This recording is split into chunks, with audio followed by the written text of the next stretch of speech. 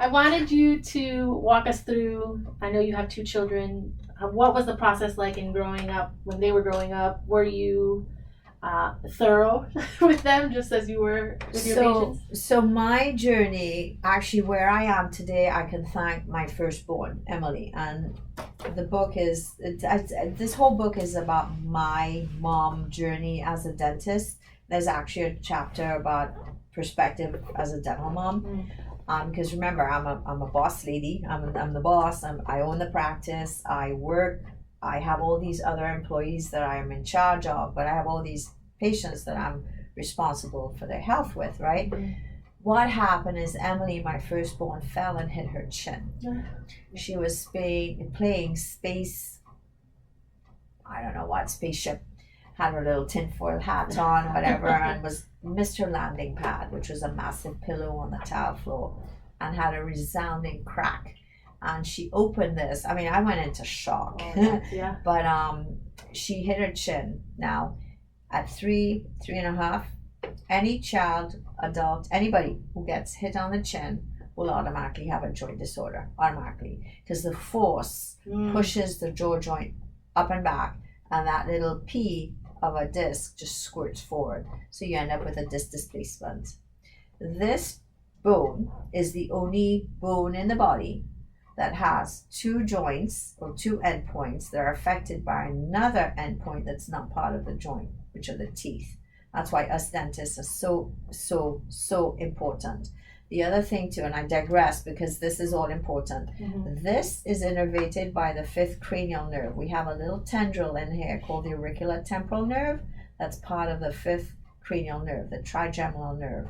The fifth cranial nerve anastomoses in the brainstem with the 7th, the 9th, the 10th, 11th, which is why us dentists, we can affect Tourette's. We can help patients who have Tourette's or tics, because when we change the bite, we actually change the whole body. All right, so Emily fell, broke her, or she didn't break anything per se, but she hit her chin and started clicking and popping big time. And I was like, at that time, the conventional route of care for any person who has a joint disorder is surgery. I was no way I was going to let my baby be cut open with a knife. I said no. And so my journey since 2003 was to find out how to save her. And that's where, I mean, my husband at the time built this green building for me. He says, Claire, I built this for you and you're never here. And I was like, I was gone every single weekend to a different course. Just like what you do, you research books, I was gone. The thing though is that once you open a door, 6,000 other doors open. And that's been my journey. In 2.5 years, I collected nearly 2,600 CEUs. You know how many CEUs that is? Hours? Yeah. So that was my mission. Yeah. I never saw them. You don't know how many birthdays I missed. You don't know how many things I missed. The first this, the first that, the first this, the first that. So those are my one regrets. But at the same time, that's how I was able to help her. And then that was number one. So number two got all the benefits. Number one went through because I developed her arches. I did everything as I did it on Emily. I did it on Audrey. So we have a much better growth refinement in the process. Right? But she was benefiting from that, and that's what this is all about. It's like, okay, this is what happened. This is why. Now these are the things I learned. This is what I did. Have at it, because you don't have to go through what I went through. It's all there for you to pick and choose what you want to do. It doesn't sound like it was very hygiene oriented. It sounds like it was hygiene. I mean, just the flossing and going through that's the chemical aspect in here. That's just one aspect. Oh yeah. So in the book, let's talk a little bit about smile. It's all connected. So smile.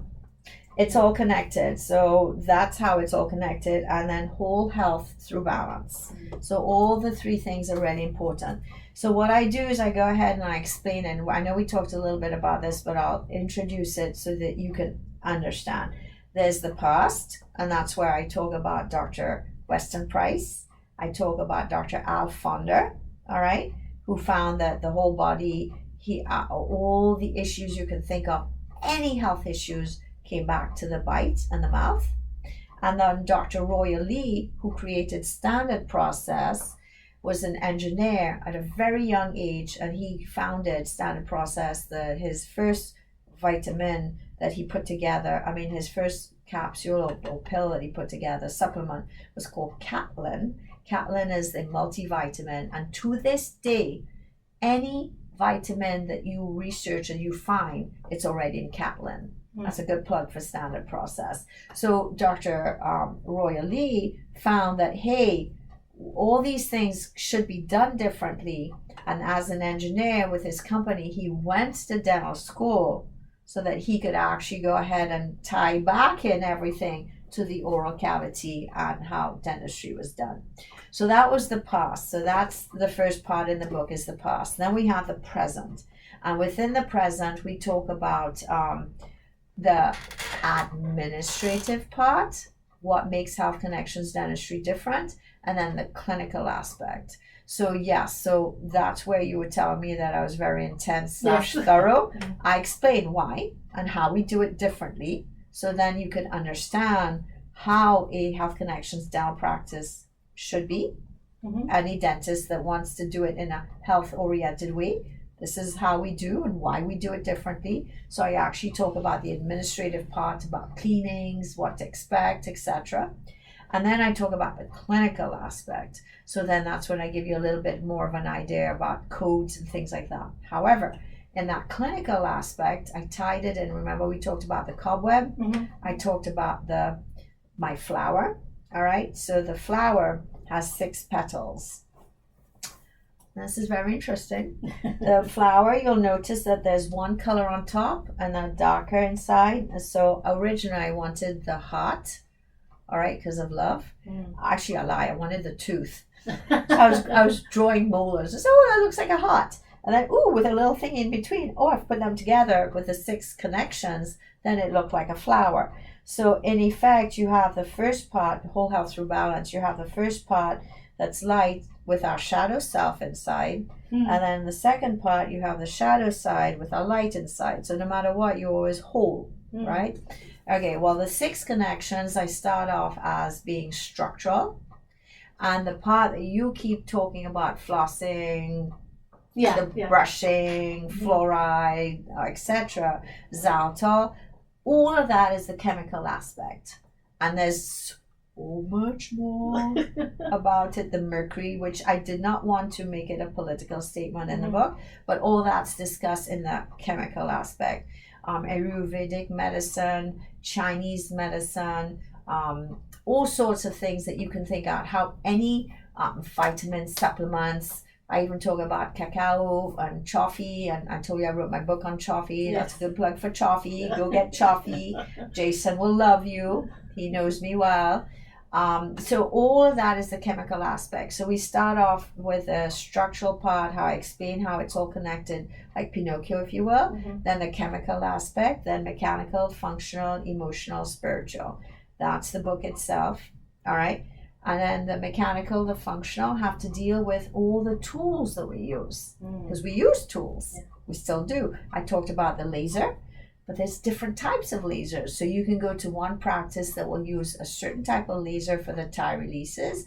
I use a different type of laser. There's certain lasers that can do restorative work. There's certain types that can do surgery, depending on their wavelength. So there's so many different things to where you can decide what niche you want to work in, what type of practice you want. And then that's where I personally like to have as many open options as possible, because then that's where I have it in hair to be able to see what's out there. That's the whole thing. You got to know what's out there to make the process of deducing or whichever, however you do it in your, as the parent, like seeing all of the cards laid out and saying, okay, I think this is why it's wrong or not right, like you say. And then these are the tools at my disposal, and then what combination. Knowledge is power. And I think that's where, being thorough, but knowing all these things. I mean, sheesh, like I said, maybe I don't know how many hours now of CEUs, but it's the research, it's the inquisitive mind, it's the why. So that's where if you bring your child in, I'll look at them and I'll say, okay, I already think I was going to say C, but I already want to have verification of what I think is going on. you know, because intuitive, I think, plays a big part in it. I'm very intuitive also. It's a lot of energy. We're all vibration. We're all light frequency, Yeah. which is a huge part that's going to happen in medicine. I'm looking so forward to that. The energetic part of our healing modalities is really gonna coming soon. It's already out there, but not very many people know about it. And then and that's where I talk about it in the future, because that's the last part of it. We talked about it, the options. So the child, if I go ahead and I'll say, okay, so this is what's going on. These are the things I'd like to go ahead and verify. Let's see what would work best. But everybody's different. So you may bring your child in, and I could talk about something totally different. And then I'll bring another child in, and I could talk about something totally different, because they're different. They may be siblings, but they'll have different things going on. I find right? Yeah. I know these 3 kids because Dr. Stagg also sees my nephew Marcos, but also his older sister Camila and Mateo, which I yelled at him so bad the other day because I was like, 4 sealants, sir? I was like, hello? That's a good thing. No, that we're going to do it, but the fact that he needs it, right? He's not. No. Actually, see, okay, so let's go ahead and let's talk a little bit about that. So you have preventative tools, all right? Okay. You got a kid that's got new teeth, maybe not as good a brush as he should be. Yeah. But also, those pits are very, very, very deep and awkward, and you can't clean them. So what's wrong about protecting them? It's like some people put nail polish on. I took it as he was about to develop a cavity, and that's why you want to seal it. Well, we don't want them to develop into cavities, and that's the beautiful thing. Is, you know, I'll go ahead and I have so many YouTube videos, but if you go ahead and you look at it and it's within the enamel, put a protective coating on there, and you'll have that tooth. I had kids I did sealants on when they were 4 or 5. They would come in as grown men in their 30s and still have no decay, and the sealants will still be there. The benefits of the sealants. So why not? It's like you put money in a CD, it grows. Right. All right. So it's an investment. If there was decay, then that would have been okay, reason for yeah. Sealant's a good thing. I think that's one thing. Now what I do is I don't use the sealant materials that have bisphenols, and a lot of parents are worried about that. I actually use flowable, the biocompatible stuff, right? What they're comfortable with. Because some people, that's another thing too, if you are chemically sensitive, because our practice was built for patients with multiple chemical sensitivities, or MCS for short, what we do is you can have a biocompatibility test done, which means that they'll draw your blood and send your serum off to a lab, which then cross-references thousands of dental products to your serum to see if you'll react to anything. And if you do, then we won't use that product. We'll use specifically what's suited for you. Do you, and it's a side note, but do you use any allergy elimination? Like, do you refer people out to that? Okay. So the one that I prefer the best, that I promote the mostest, is the NAET, or the Nanjupad allergy elimination technique. No shots, no nothing. You use your own body to eliminate your issues. I was just telling I did that with my kids and myself too. Cool. So, and then the thing though is for moms, you use this concept and it works really well. But as a child, you have to not be exposed to the allergen for 8 hours up to age 8. After that, it's a whole 24 hours, which makes it a lot harder. Right. If you getting a hotel room and after blah, blah, blah. So we did it a lot with the little kiddos. Do you recommend doing it arbitrarily in the sense of my 3-year-old and I think my baby's a little too young. Well, wait, maybe, but in her case, let's see if anything comes up and then I can be. Is she having issues? No, me just being crazy and going down. Why go look for stuff if you don't need to? Fair. But be aware. Yeah. All right. So you're an alert mother. You're paying attention. So this is my biggest gripe, is that people in this country or many countries, they do sick care. Uh-huh. Why not well care? Why not go ahead and grow healthy children, healthy adults, so that they don't have to be sick, elderly slash sick adults? Mm-hmm. So if you know what to do that's going to help you grow well, then you're going to have a healthy person. The only thing though is that you know, don't go looking for stuff that's not there, but be aware of what could happen if it's there. You see? So if you have a tree, all right, you have a little seedling, and you're not giving it the right sunshine, you're not giving it the right water, you're not giving it the right fertilizer, it's going to die or wither away, or it's going to be stunted. If you go ahead and you tie the tree down, all right, it's not going to be able to grow, it's going to grow that way. Or if the sunlight's there, it's only going to grow that way, all right? If you as a mom are giving your child the right nutrition, the right psychological environment, nurturing environment, and love, all right? Yeah. You do all the things that you know in your heart are the right way. Your child should be very well balanced, whole health through balance. It's all emotional, spiritual, it's everything. So in that way, you have a well child. Yeah, they're going to get a cold, but then a fever is normal. Right. You don't want a spiky fever, but a fever is your body's way of healing, for example. All right, well, that's where homeopathy can come in, and the knowledge, or essential oils or things like that, right? So, but have the tools at your disposition. You can make an onion elixir with onion and honey. I mean, there's so much stuff on the internet right now. You just have to know where to look, but research it.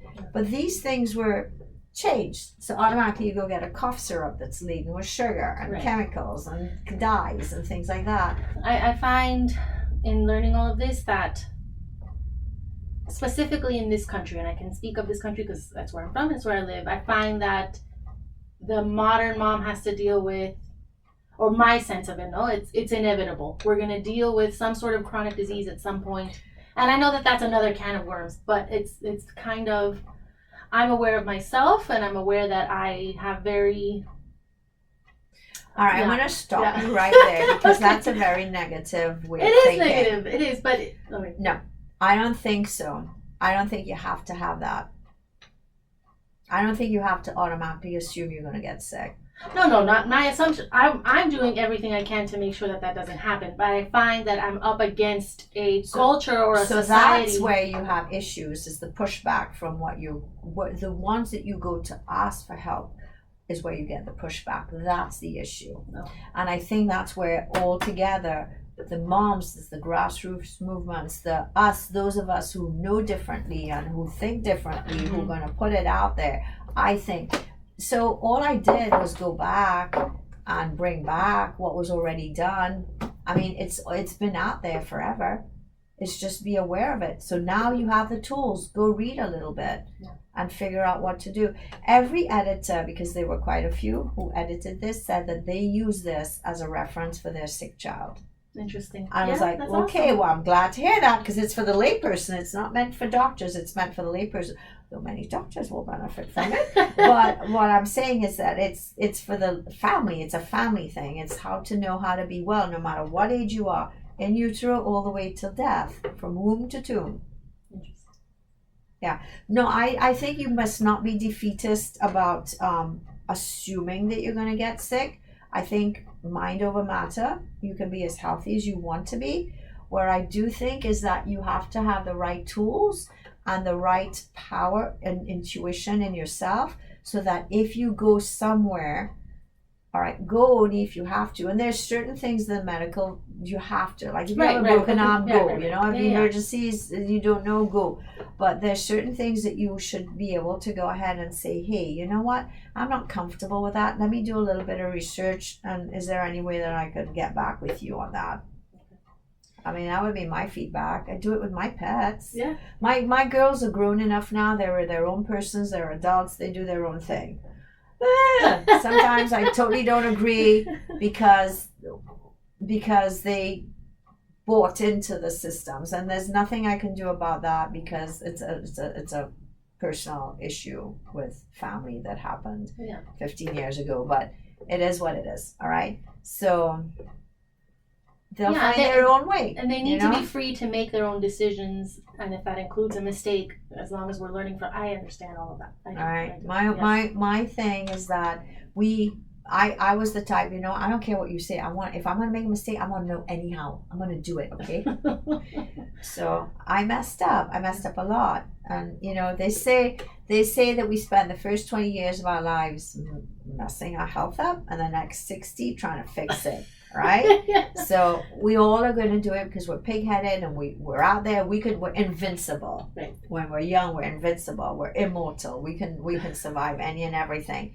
But it's like, if you go ahead and you do it the way that maybe you have a little bit more boost and power to your immortality, like, Yeah. right? Yeah. Yeah. So that's where I think the right tools are immeasurable. There's just like so much more oomph to health.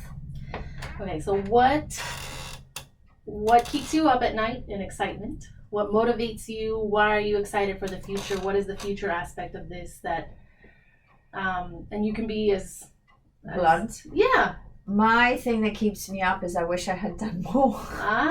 Sometimes I don't have enough time in the day to do as much as I could have. It's probably, I don't know, it's get to the point in your life where you think, oh, I wish I'd done things differently. As in, what could I have done differently? One thing I do, okay, so I have to rephrase what I've just said in the sense that I don't think I've failed. I don't feel, because I always do the best I can. Right. So that's my goal, is to do it well and do it right the first time. That's my goal. No matter what I do, ethically, I do it as if it were me. So what can I do right the first time so I don't have to do it over again? Because one, you waste the patient's time and money, which is also my time and money.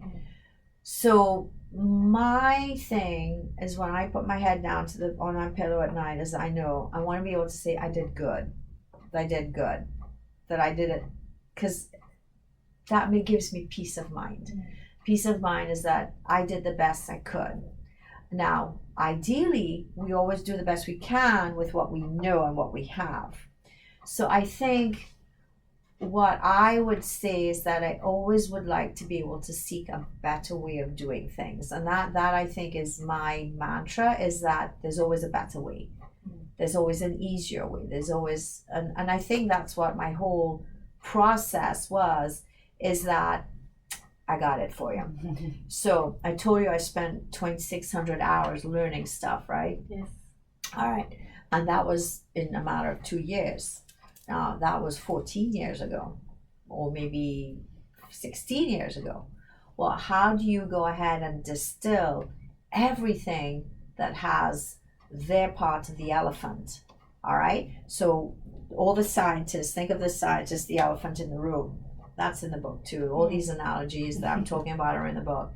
So they all have blindfolds, and it's like, no, it's the tail. No, it's the ear. No, it's the foot. But it's still the same elephant, right? So my goal was, how do I make this elephant to where everybody can see it for what it is? It's all part of the elephant. It's the ear is part of the elephant. The nose is part of the elephant. The trunk. The tail is part of the elephant. The legs are part of the elephant. And each toe on each leg, which is different, right foot, right front, left front. They're all different, but they're still part of the elephant. My passion is connecting all the parts of the elephant and making it easy to digest, intellectually, emotionally, spiritually, structurally, mechanically, functionally, everything for the layperson. That is my passion. It's how do I make it simple to where you get the answer to what you're looking for when you come see me.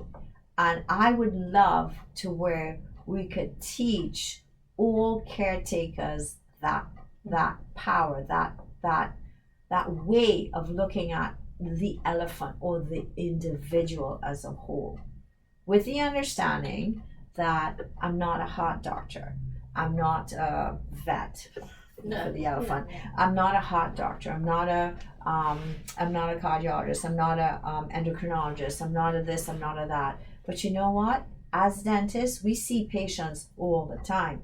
You as a heart doctor may see them once every blue moon when they have palpitations or something. All right, you may see your diabetic patient when because they're sugar or they're hypoglycemic or whatever. You may be seeing your foot person because they are having issues with their ankles or whatever. The orthopedic might be seeing their person because they have hip problems, knee problems, foot problems, back problems. You may be seeing a pulmonologist because, or ENT because you're not breathing. You may be seeing a psychologist or a psychiatrist because you have depression. You may be seeing a nutritionist because you've put on weight. All these things, that's what I can help you with. Because guess what? For example, all those things were polycystic ovarian syndrome. All those symptoms were umbrella symptoms of obstructive sleep apnea, right? For example, just one example, obstructive sleep apnea. Well, guess where you can see the biggest telltale signs of obstructive sleep apnea?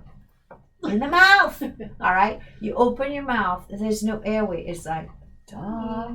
How many times do you have a physician touch you anymore? How many times do they take a tongue bleed and look in the back of your throat? Are there tonsils there? Are there not? Not that I advocate taking them out.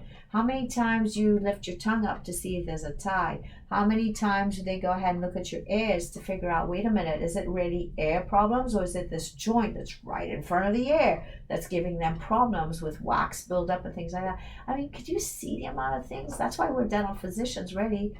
Biomedical engineers, neurological engineers, neurobioengineers. I mean, Dr. Alfonso named it, we're physicians. We engineer the whole body through the mouth. So I guess, does it keep me up at night? No, because I go to bed and sleep peacefully because I've done the best I can. My passion is to get this out there. Is it going fast enough? No. I wish it were going faster, but I have come to the conclusion, this has been big for me, is that I am do it now, do it fast, do it yesterday. And the biggest journey for me is letting spirit do it, and it's the right time. So smile. I started working on this. It's by my entire life's work, but I literally thought that in 2014 it was going to be done.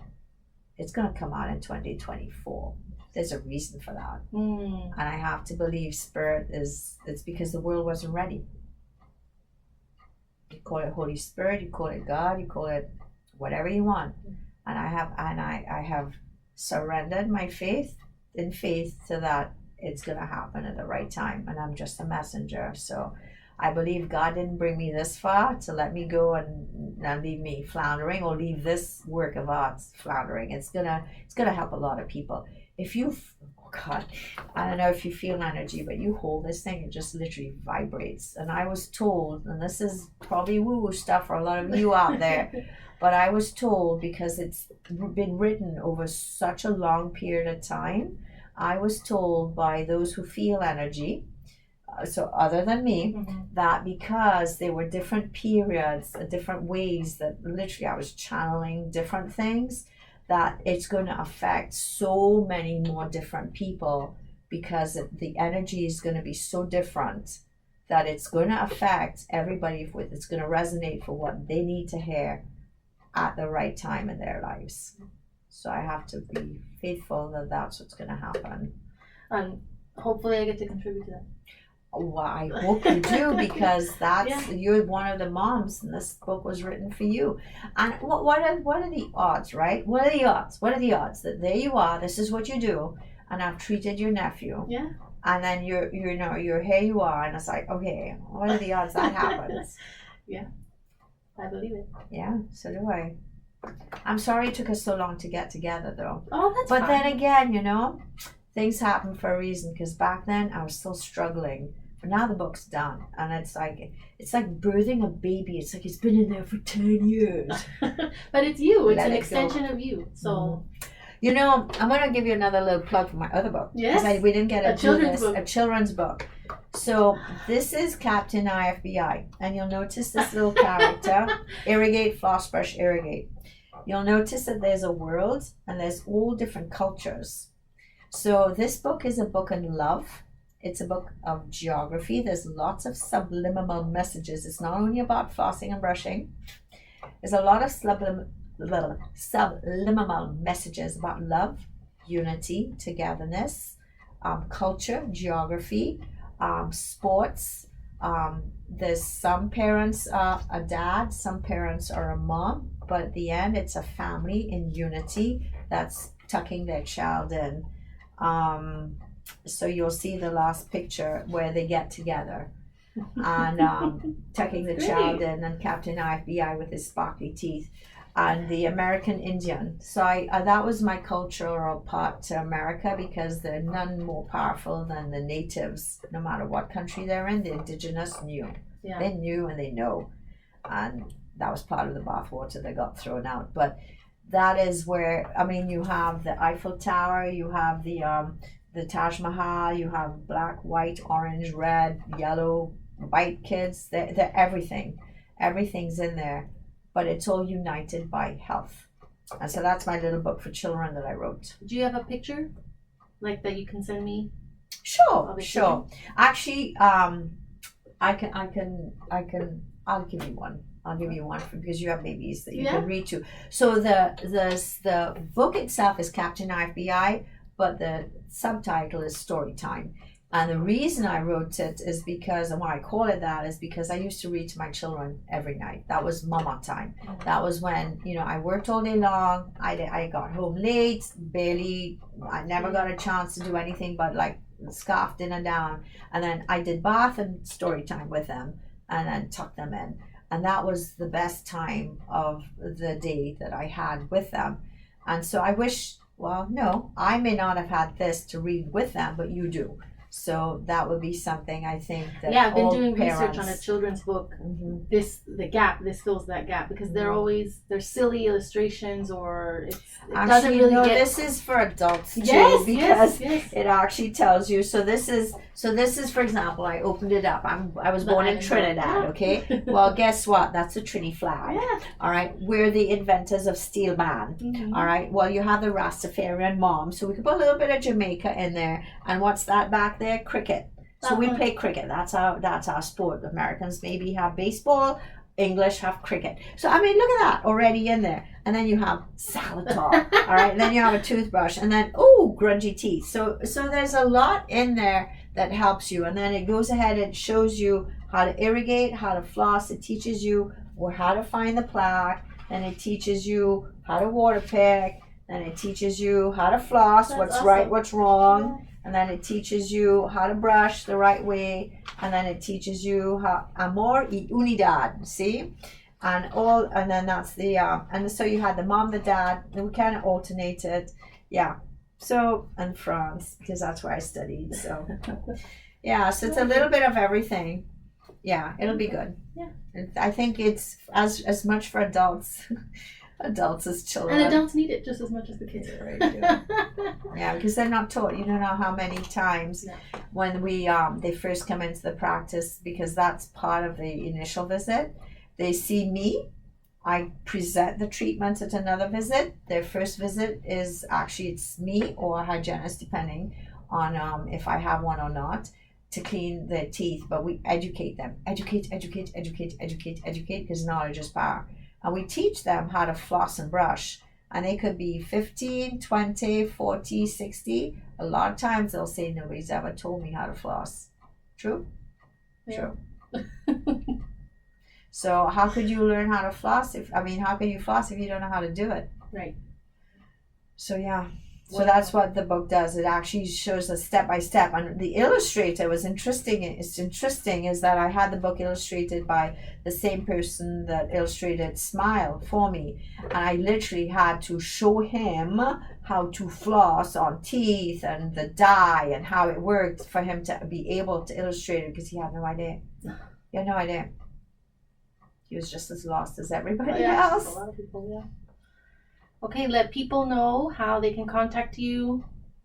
Should they want to learn more? Should they want to make an appointment? All right, so we're redesigning right now, hopefully our websites, but the whole mothership, I call it, is Health Connections Dentistry. Okay. And I am hoping eventually to be able to teach other doctors how to do Health Connections Dentistry. Yeah. So that is what I would call the mothership, so to speak. Then we have Health Connections Dentistry by the Smile Professionals. So you have healthconnectionsdentistry.com, which is going to be the website, the way that patients can get the books, where doctors can go get courses, etc., which I'll be teaching. Cool.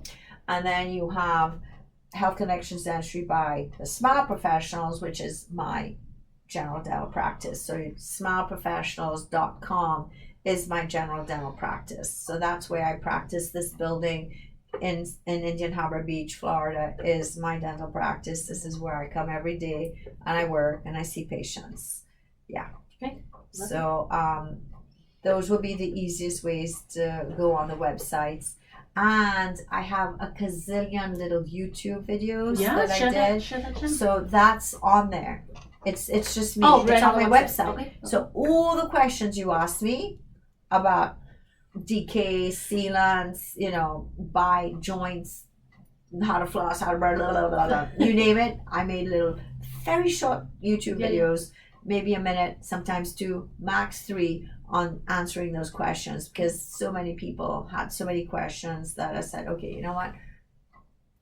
Just let's put it all in one place, which is why I wrote Smile, is because it's like, it's the same thing everybody wants to know. But everybody, being thousands of different people, wanted to know. So it's all the thousands of journeys that are in here. Beautiful. Beautiful. Okay. And voila. Yes. And there we go. That was the conversation with Dr. Claire Stagg, practicing dentist in Florida. I enjoyed spending time with her, getting to know her, and sharing her information that her life's work in dentistry. Her book, again, will be out June of 2024. Hopefully we can get it sooner than that so I can enjoy it. I hope you reap the benefits of all the information that she shared, and the wisdom, and most of all, her warmth. Thank you so much, Dr. Stagg, for your time, staff for helping out and coordinating, and everyone involved in the episode.